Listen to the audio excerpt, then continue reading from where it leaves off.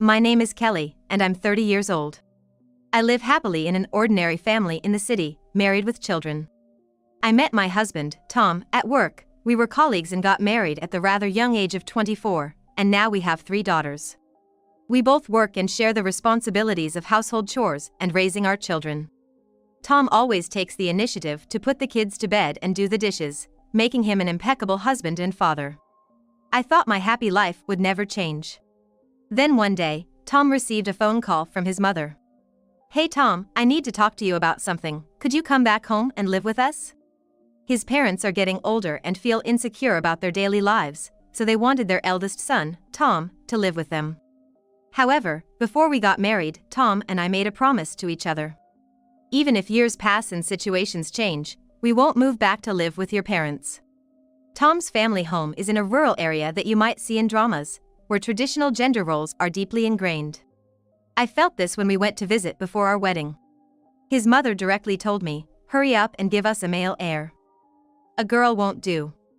You must have a boy." I, who grew up in an area not at all rural, was horrified and got goosebumps from her words. After getting married and having children, the pressure from my in-laws only increased. We would visit them during long holidays like summer break with our daughters, and it was a given that they would conspicuously say, "We do wish you had a boy." Moreover, they even mistreated our daughters. Tom's brother's children included a boy, and when my daughters reached for the snacks their grandmother laid out, she scolded, "Hey! Don't you dare take before the boy." Such lack of manners. My daughters, not understanding why they were being scolded, burst into tears, and my father-in-law grimaced at their crying as if it were a nuisance. Despite being their grandchildren, the difference in treatment based on gender made every visit unpleasant for me. I once told Tom about how awful it was, and he said, "Well, it's a rural household, you know." The belief in male superiority is strong. Since we're not living with them, just bear it for a while. It was this aversion that led us to promise never to live with them. This isn't right. Instead of us, why can't your brother and his wife, who live nearby, move in with them? I desperately pleaded with Tom. However, Tom said, "My folks want me, the eldest son, at home. Can't you understand?" and spent a long time trying to persuade me. I couldn't understand why it had to be the eldest son and not the younger. In the end, I reluctantly agreed, and our family moved to the countryside. I had to quit my job, and Tom transferred to a branch office near his parents' home. I wanted to work at the branch office near our new home as well, but my mother-in-law vehemently opposed, saying, "A working mom? You have housework to do at home. It would be embarrassing to show your face around the neighborhood, so please stop." Having my trust broken and living with my in-laws was bad enough, but being forced to quit a job I loved pushed me to my limit. Yet, Tom, my husband, seemed happy to be back in his hometown, spending every night drinking with old classmates. I wanted to share my pain with Tom, but his new routine of heading straight to the bar after work and leaving home early on weekends drastically reduced our time together.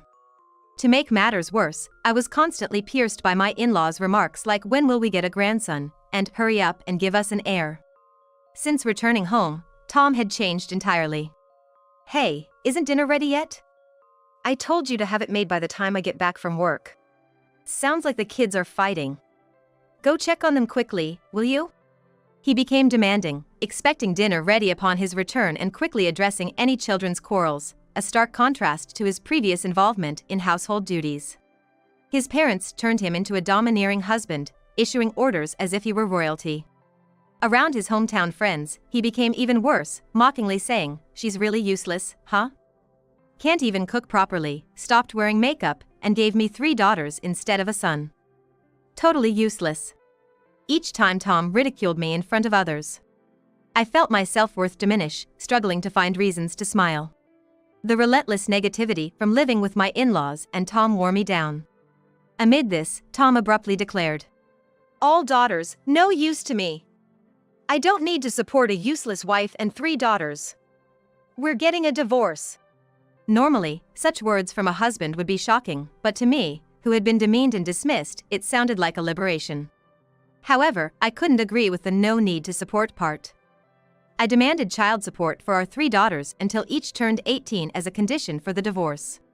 Initially hesitant, Tom agreed after his parents offered to help with payments, eager for him to remarry and hopefully have a son. Is having a son to carry on the family name really that important to you? I was so appalled that I was lost for words. Together with the lawyer, we drafted a child support agreement and signed it. The moment Tom signed, he said, "Gonna go out for drinks," and just left, never to return until the day my daughters and I moved out. 2 years post-divorce, I found myself at an airport for a vacation. Waiting at the gate, I heard a familiar voice, "Hey, isn't that Kelly?" No way. Turning around, there was Tom. With a woman beside him. I feel like I've seen this woman somewhere before. As I was racking my brain, unable to pinpoint where, Tom graciously introduced her. "This is my new wife, a middle school classmate of mine." When Tom said that, I was like, oh, and remembered. She was the woman who laughed along with him when he made fun of me in front of his friends from back home. Her name was, if I recall correctly, Mary. "Long time no see, Tom. You're Mary, right?" Whoa, the ex-wife remembers me? Creepy. "Yeah, I remember you. You were grinning at me that time." I was about to say that but held back, knowing it would only lead to trouble. Then Mary, looking me up and down, said, "So the ex-wife who could only give birth to girls ended up divorced, how sad." "Sorry, I ended up remarrying him." Yeah, she was all about those daughters. "We can't have an heir this way," said the folks, so I divorced her. How awful. The two of them were enjoying making fun of me. I wondered what kind of words would come out of these two if I stayed silent.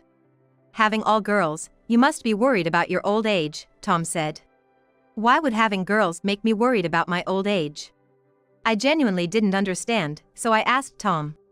"If you don't have a son to carry on the family name, the lineage ends, right?" Tom replied with an outdated mindset. "A daughter could marry and solve that issue," I retorted, but Tom said something even more sexist. "Girls are supposed to marry into a family. It's not for them to carry on a family name." Despite us being born in a modern era, Tom sounded like an old man out of touch with the times. Just listening to this is exhausting. As I was about to leave, "Kelly, what's up?" a pleasant voice called my name.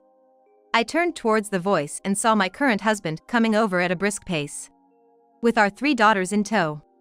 Thankfully, our eldest, who was 5 at the time of the divorce, didn't seem to remember her biological father. "Who's that?" my daughters asked, tilting their heads, to whom I said, "Sit over there on that chair and wait," keeping them away from Tom. "Oh, are those my daughters?" "They've all grown up." Tom acted overly sentimental on purpose, then looked over at my current husband. "Nice to meet you.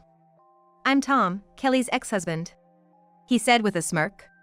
"Hello, nice to meet you," my current husband replied with a casual greeting. Then he turned to Tom and asked. I could hear Tom's voice from quite a distance, so I wondered what was going on.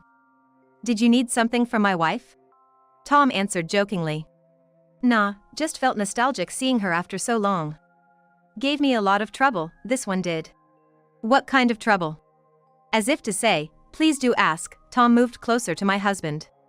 Despite having 3 kids, all of them turned out to be girls. My family wanted a male heir and felt like marrying her was a waste of time, you know?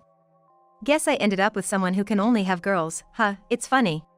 "What are you talking about?" My husband, who had been gentle until now, responded to Tom's words with a hint of intimidation. Tom seemed to notice the shift in the atmosphere and hesitated for a moment. Undeterred, my husband continued. "Perhaps you're not aware?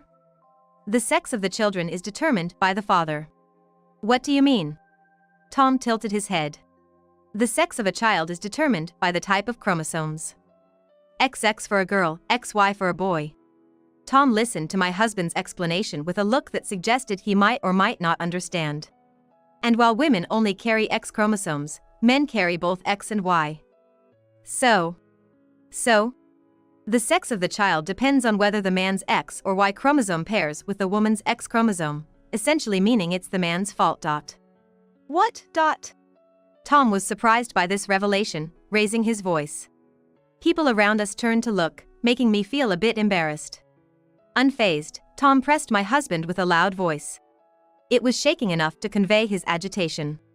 "That's just a story made up to console women who can only have daughters," my husband retorted sharply. "I'm an OBGYN doctor. I don't lie." Then, the whole thing about female belly, male belly is. That's indeed a made-up story. Seriously. Upon learning that he was the reason for the birth of the three sisters, Tom was clearly shocked. I, who had been infuriated by his constant mocking of me as useless in producing a male heir, felt a bit relieved seeing him like that. Might as well tell him now. Seeing a good opportunity, I told Tom something. I had a child with him, and it was a boy. He's being looked after by my parents right now. We don't care about the gender like you do, but just so you know. You had a boy? Tom said, looking even more shocked.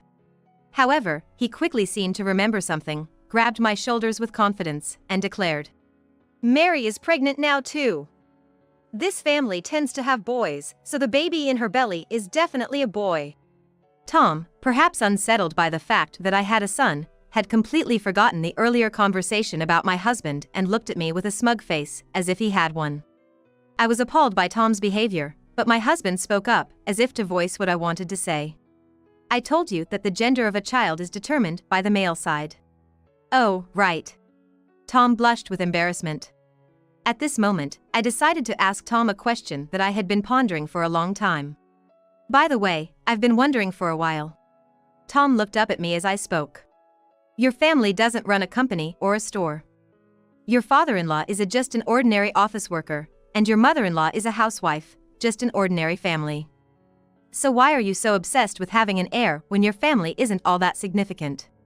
My words "isn't all that significant" seemed to strike a nerve with Tom. He seemed angry. Carrying on the family name through the males is the most important thing, it's our pride. To this, my husband sharply retorted. Well, we just can't understand that countryside mentality. Indeed. I agreed with my husband. My husband then further addressed Tom. I run an OB/GYN clinic, but it doesn't matter to us whether our successor is our son or any of our daughters. We've never been fixated on that. Tom had nothing to reply, just silently stood there. Also, this time, my husband turned back to Mary. Traveling abroad during pregnancy isn't really recommended. If something happens over there, you could be charged a fortune in medical expenses. Do you have insurance? Mind your own business. From her reaction, it seems she doesn't have insurance. Silence fell among us as both Tom and Mary stopped talking. However, the silence was soon broken by the boarding announcement for our flight. Let's go. My husband said, taking my hand and heading to the boarding gate with our daughters who were sitting and waiting. Tom ridiculed us loudly. Hey! First-class passengers board first, you know. Is this your first time flying or something? With a smug smile, I told Tom and Mary at their most mocking. We're in first class. Their faces looked incredulous. Possibly jealous of our better life, it led Tom to hurl insults one after another. But none of what he said affected me. Just a simple, "Excuse me, I'll be leaving ahead," I said with a smile and quickly boarded the plane. Don't get too cocky. Just make sure your husband doesn't get tired of you. As we moved away from them, Tom's insults faded into the background. A month later, while vacuuming the living room, my phone in my pocket started vibrating. It was a call from an unknown number. Initially, I ignored it, but it kept ringing persistently, so I decided it wasn't a simple wrong number and answered. Hello? I waited for the caller to speak first without introducing myself. Hey, it's me, Tom. I didn't want to hear an annoying voice coming through the phone. It was Tom. What do you want? I responded coldly. Then Tom made a brazen proposal. Exempt me from paying child support for our 3 daughters. What's this all of a sudden? I thought he was just spewing insults when we met after a long time, and now he's asking for an exemption from child support payments? I decided to ask Tom for his reasons, just in case. When we met at the airport the other day, you said Mary was pregnant, right? We recently found out the gender, and it turns out to be another girl. Then my parents started furiously harassing Mary. Really? Unable to bear it, Mary left home, and now she's being told to get a divorce and is also being asked for child support for the unborn child. Really? Really? Don't you have anything else to say? Nope. Not interested. Besides, it's entirely your own doing.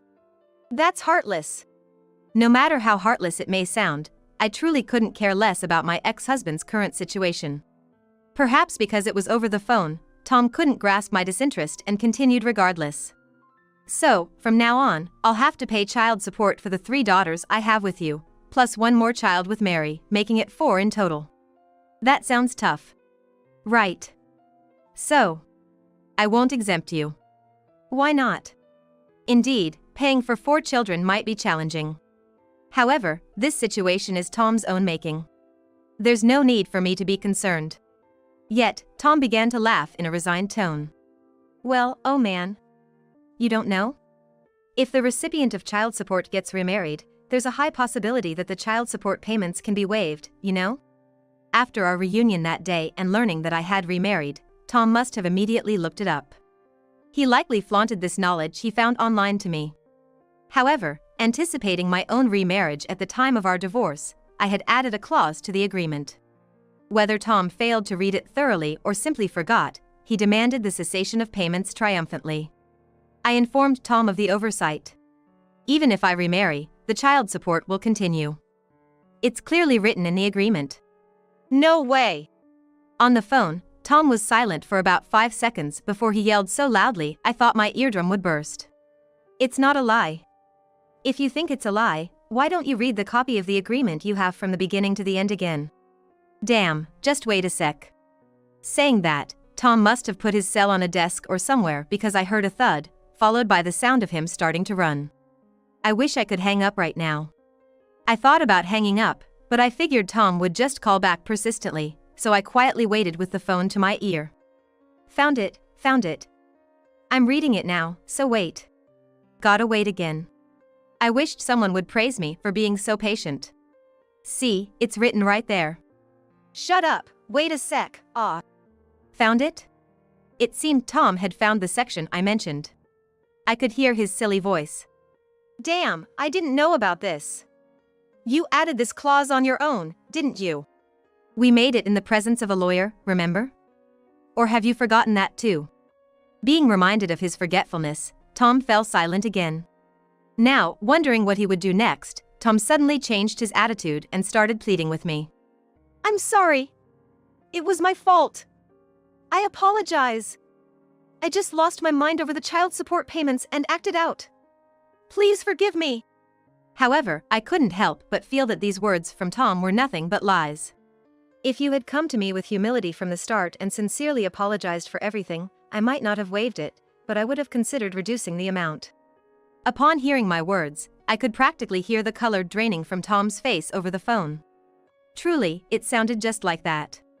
As proof, Tom kept apologizing to me over and over again.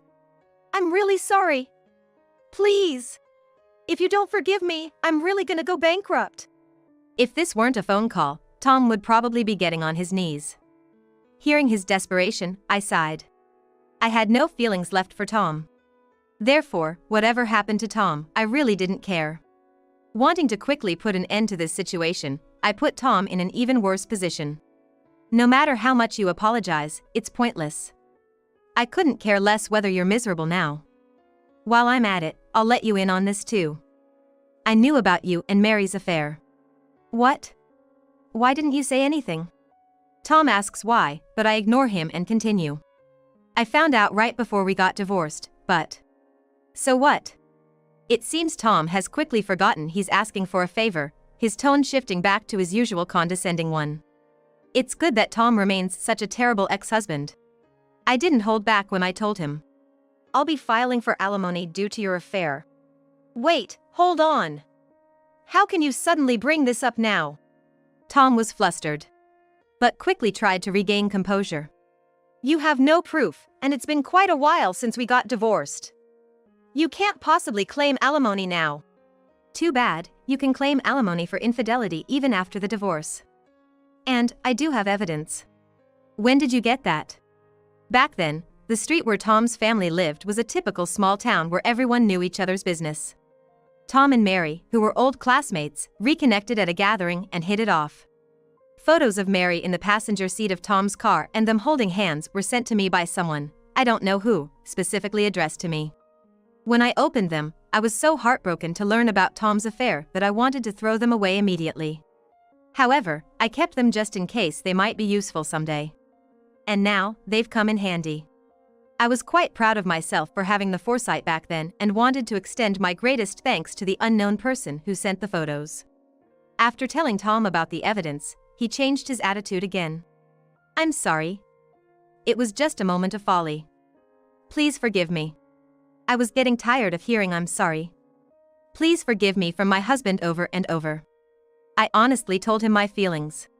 Look, it's pointless to keep talking. Can I hang up now? I'll have the same lawyer as last time draft the alimony agreement and send it to you. I'll keep contacting you until you sign it. Do you even have a heart? I don't, not when it comes to you. You. And I definitely didn't want to hear that from you. This, you greedy woman. Go to hell. I yelled back at him for his outburst. I'm not the one going down. Hey, waita. Tom tried to say something, but I didn't care and hung up the phone. Shouting like that at the end really cleared my head. Now, I need to contact my lawyer and get those papers drafted ASAP. Oh, but I still haven't finished cleaning. I resumed cleaning the living room that I had interrupted and, after finishing, immediately started working towards filing for alimony. When I sent the affidavit to Tom, he tried through his lawyer to get out of paying child support again. But I firmly refused. According to what the lawyer said, Tom and Mary had officially divorced. At the same time, the payment of child support for Mary's children was decided. Even worse, since those two were middle school classmates, the story spread like wildfire in our small town. It seemed there had been quite the rumor going around when Mary moved out of Tom's family home, but after the divorce was finalized, there was talk spread by Mary's parents and Mary herself about Tom and his in-laws' wrongdoings. In our small town, Tom's family was looked down upon as the man who tormented his ex-wife and her family, now paying child support for 4 children as retribution. It seemed unlikely he would find someone to remarry in town. Most of our classmates felt sorry for Mary and sided with her, leaving Tom isolated in the local community. Furthermore, the story reached Tom's workplace in no time, and unable to withstand the looks from those around him, Tom quit his job. With no income, how is he gonna pay child support and alimony? I was worried whether he would be able to pay properly, but it seemed he was desperately looking for a job. Well, if he doesn't make the payments, I'll just contact him again. I wasn't struggling financially, so I decided to wait confidently. And when I checked my account on the monthly payment date, the money was properly deposited. I'm surprised. I totally expected him to either be late or not pay at all. While I was impressed, my cell phone in my bag rang. It was another call from Tom. Hello? I told you to go through the lawyer if there was anything. I'm sorry. Tom's voice was very feeble. Did you check the money? Yes, I was surprised it was deposited properly. This time my folks covered it for me. Tom said, unabashed about having his parents pay. Well, it's partly the in-laws' fault too, so I guess it's fine. I convinced myself of Tom's attitude. Is that so? Found any work yet? You're gonna have to start paying for yourself next time, right? I didn't mean to tease, but Tom took it as if he was being mocked. Tom was as emotionally volatile as ever. One moment he seemed down, the next he was lashing out. Shut up! I've paid for now. Tom was as emotionally volatile as ever. One moment he seemed down, the next he was lashing out. Make sure to transfer the money on time next time, okay? Bye. Why Tom called at this timing was beyond me, but I decided it wasn't worth asking and quickly ended the call. For now, it was clear he still hadn't found a job, I thought. Well, let's buy some delicious cake on the way home and have it with tea after dinner. I hurried home. On a lazy afternoon as the next payment neared, I got a call from a lawyer. It was about Tom's future. Desperate for a job, Tom realized he wouldn't be hired in that town anymore, as the word had spread. Trying his luck in a town a bit further away, he easily landed a job. He would be moving there soon. Trying his luck in a town a bit further away, he easily landed a job. He would be moving there soon. I had shared my concerns about delayed payments with the lawyer, who called to update me. I listened to it quietly from my cell. I hoped at least for Tom to keep up with the child support as a minimal act of reparation for our daughters. That was all I asked for, the rest didn't matter. Women are unnecessary, he had declared, abandoning his daughters, yet now he'd unwittingly work hard for them. Imagining Tom's situation, I couldn't help but smile at the irony. Do your best.